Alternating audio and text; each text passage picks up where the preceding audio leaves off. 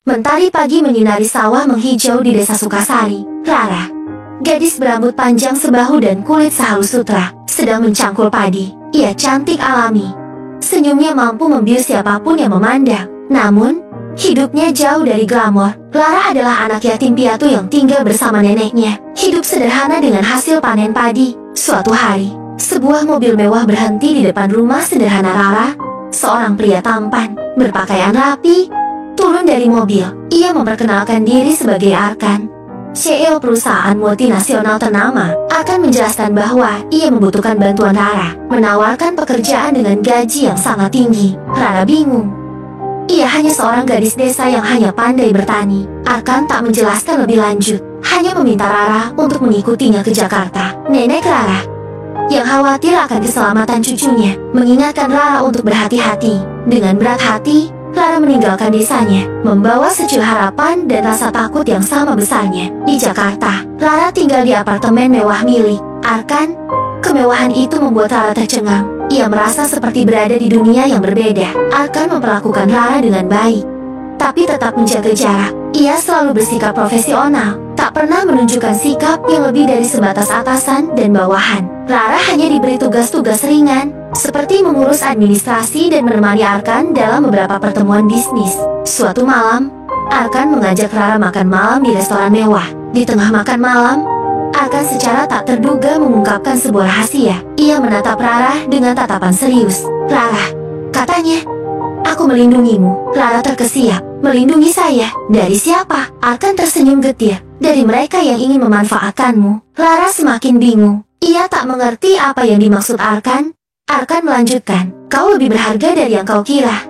Rara, kau adalah pewaris tunggal kekayaan terbesar di dunia." Rara terpaku. Ia tak mampu mencerna informasi tersebut. Gadis desa sederhana ini, yang hidup dalam kemiskinan, ternyata adalah seorang pewaris kekayaan yang tak terbayangkan. Akan menjelaskan bahwa orang tua Rara adalah pendiri sebuah kerajaan bisnis global yang sangat rahasia. Mereka meninggal dalam kecelakaan pesawat yang dianggap sebagai kecelakaan biasa, tetapi sebenarnya sebuah pembunuhan yang direncanakan. Akan, teman dekat ayah Rara, telah berjanji untuk melindungi Rara dan mewariskan kekayaan itu kepadanya ketika ia cukup dewasa. Namun, ada banyak pihak yang menginginkan kekayaan itu untuk diri mereka sendiri. Akan menunjukkan sebuah dokumen rahasia yang membuktikan identitas Rara sebagai pewaris tunggal. Dokumen itu berisi bukti-bukti kuat, termasuk foto-foto masa kecil Rara bersama orang tuanya, dan detail-detail tentang perusahaan keluarga yang tersembunyi dari publik. Rara masih syok.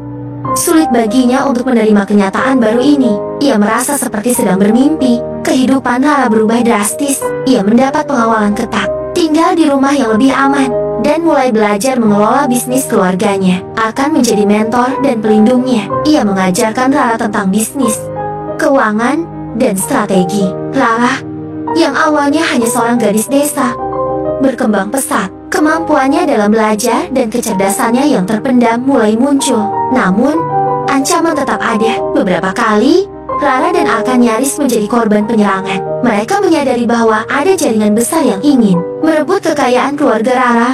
Arkan meningkatkan keamanan, tetapi ia tahu bahwa itu hanya masalah waktu sebelum mereka melancarkan serangan besar. Suatu hari, Arkan menerima informasi tentang rencana pembunuhan terhadap Rara.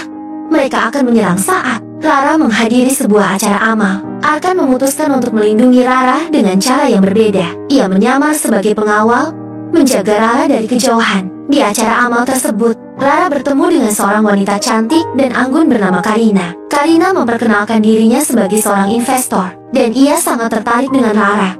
Karina bersikap ramah dan penuh perhatian, tapi ada sesuatu yang ganjil dalam sikapnya. Rara merasa ada sesuatu yang disembunyikan Karina. Saat acara amal hampir berakhir, sekelompok orang bersenjata menyerbu gedung, akan langsung beraksi melindungi Rara dari serangan tersebut. Pertempuran sengit terjadi. Arkan berhasil mengalahkan para penyerang, tetapi ia terluka. Rara sangat terkejut dan takut. Ia menyadari bahwa hidupnya berada dalam bahaya yang sangat besar. Ia bersyukur atas pelindungan Arkan, tetapi ia juga merasa bersalah karena telah menjadi beban bagi Arkan. Arkan dilarikan ke rumah sakit. Luka-lukanya serius, tapi untungnya tidak mengancam jiwa. Rara merasa sangat bersalah dan khawatir. Ia duduk di samping tempat tidur Arkan, menunggu dengan cemas. Di tengah kesedihannya, ia mengingat pertemuannya dengan Karina di acara amal. Ada sesuatu yang janggal pada wanita itu. Setelah akan sadar, ia menceritakan kecurigaannya terhadap Karina. Ternyata, Karina adalah bagian dari jaringan yang ingin merebut kekayaan keluarga. Lara, ia adalah keponakan dari seorang tokoh penting yang telah lama mengincar kekayaan tersebut. Karina mendekati Lara dengan tujuan untuk mendapatkan kepercayaan dan informasi penting. Arkan dan Lara merencanakan strategi untuk melawan Karina dan jaringannya. Mereka memutuskan untuk menggunakan kekayaan keluarga Lara untuk melawan kejahatan. Lara, dengan bimbingan Arkan, mulai mempelajari seluk-beluk bisnis, keluarga, dan strategi melawan jaringan tersebut. Ia menggunakan kecerdasannya dan kemampuannya dalam menganalisis data untuk mengungkap kelemahan jaringan Karina. Lara dan Arkan memanfaatkan teknologi canggih dan sumber daya yang dimiliki perusahaan keluarga untuk melacak dan mengumpulkan bukti-bukti kejahatan Karina dan jaringannya. Mereka bekerja sama dengan pihak berwenang untuk menangkap para pelaku. Pertempuran melawan kejahatan ini tidak mudah. Lara dan Arkan menghadapi berbagai rintangan dan ancaman. Suatu hari, Lara dan Arkan berhasil mengungkap identitas otak di balik jaringan tersebut. Ternyata, orang tersebut adalah seseorang yang sangat dekat dengan keluarga Lara. Pengkhianatan ini mengejutkan Lara. Ia tidak menyangka bahwa orang yang selama ini dianggap sebagai teman keluarga justru menjadi musuh yang berbahaya. Lara dan Arkan menghadapi pertempuran terakhir melawan jaringan tersebut. Mereka berhasil menangkap para pelaku dan mengamankan kekayaan keluarga. Keadilan ditegakkan. Namun, pertempuran ini meninggalkan luka mendalam bagi Lara. Ia kehilangan kepercayaan kepada banyak orang. Setelah semua ancaman berakhir, Lara dan Arkan semakin dekat. Mereka saling mendukung dan mengandalkan satu sama lain. Lara menyadari bahwa Arkan bukan hanya pelindungnya, tetapi juga teman dan orang yang sangat ia sayangi. Ia mulai membangun hidupnya yang baru, menggunakan kekayaannya untuk kebaikan dan membantu orang lain. Ia tidak melupakan asal-usulnya sebagai gadis desa, tetapi ia juga bangga dengan siapa dirinya sekarang. Setelah badai berlalu, Lara fokus membangun kembali citra perusahaan keluarganya dan menggunakan kekayaannya untuk kebaikan. Ia mendirikan Yayasan Sukasari, sebuah lembaga amal yang bertujuan untuk meningkatkan kesejahteraan masyarakat di desanya dan desa-desa sekitarnya. Ia membangun sekolah, rumah sakit, dan pusat pelatihan keterampilan, mengubah wajah desa terpencil menjadi kawasan yang makmur. Kabar kebaikan Lara menyebar luas, menciptakan reputasi positif bagi dirinya dan perusahaannya. Arkan, yang telah pulih sepenuhnya, terus menjadi penasihat dan teman dekat Lara. Keduanya bekerja sama dengan harmonis, saling melengkapi satu sama lain. Arkan, dengan pengalamannya di dunia bisnis, membimbing Lara dalam pengambilan keputusan strategis.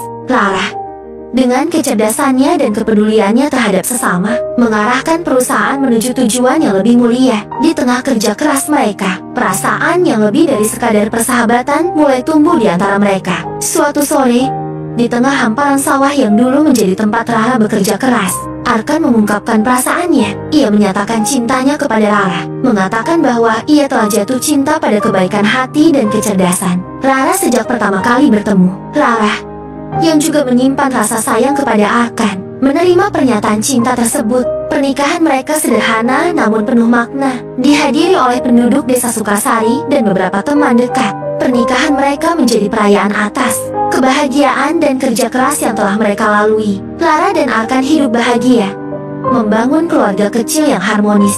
Mereka menggunakan kekayaan dan pengaruh mereka untuk membantu orang lain, menciptakan dampak positif bagi dunia. Lara tidak pernah melupakan asal-usulnya sebagai gadis desa. Ia sering mengunjungi neneknya, membawa kebahagiaan dan kesejahteraan bagi keluarganya. Ia membuktikan bahwa kekayaan tidak mengubah jati dirinya. Ia tetap rendah hati, baik hati, dan selalu ingat akan nilai-nilai yang diajarkan oleh neneknya. Kisah Lara menjadi inspirasi bagi banyak orang. Ia membuktikan bahwa seseorang dapat mencapai kesuksesan dan kebahagiaan tanpa harus mengorbankan nilai-nilai kemanusiaan. Ia menunjukkan bahwa kekayaan dapat digunakan untuk kebaikan dan perubahan positif di dunia. Kisah Lara, gadis desa yang dilindungi Seiyo dan menjadi orang terkaya di dunia, menjadi legenda yang menginspirasi generasi mendatang. Kisah tentang bagaimana seorang gadis sederhana mampu menghadapi tantangan hidup, menemukan cintanya, dan menggunakan kekayaannya untuk kebaikan akan selalu dikenang.